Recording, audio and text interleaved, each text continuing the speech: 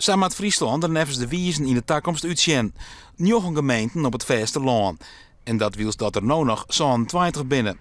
Maar hoe valt dat plan? In Kalmelaan net goed. Wij worden net serieus genomen. Kalmelaan heeft een heel lang proces maken van besluitvorming, onderhoud. Keurig al je dingen, unaniem de riet, wat maar geen wet over hebt. De argumenten die we hebben, worden net neemt, we worden aan de kant vagen. Slecht rapport. Want Kalmelaan giet op in een nieuwe Noord-Eerst gemeente zonder 8 karspelen. En dat steekt.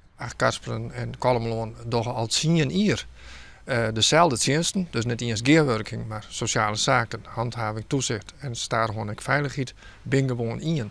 Wat maar geen wet over hebt. We zak je al op de kaart naar Littenser deal. De wiezen willen die gemeente in treinen opdelen. En dus verwachten we een kritische burgemeester. Ik vind een heel fris en een heel duidelijk rapport wat vanuit een bepaalde visie skreun is. Een fris rapport. Een net verwachte reactie om het Littenser deal jeder zijn het juist net weer in delen te wonen. Nu wordt de gemeente verdeeld door Zuidwest-Friesland, een nieuwe Noordwest-gemeente en Ljouwert. Daar mag het vanzelf nog maar eens even over gaan, want daar lees ik een paar dorpen die duidelijk zijn van wij willen bij een plattelandsgemeente blijven en wij nemen ons dorpen heel wat serieus. Nog een stukje zuidelijker, Schastelaan. Al drokt we maar een fusie in de nieuwe gemeente de Friese Meren, maar Lemstelaan en Gastelaan-Sleert.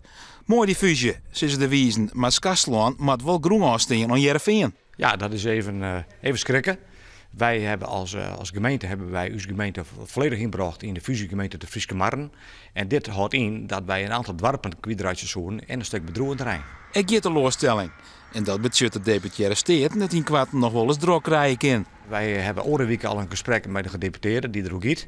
En het rapport biedt naar uw mening ik wat kansen om in ieder geval over die grenzen te praten. Dus wij moeten maar eens zien hoe wij met de gedeputeerde uitkomen kunnen.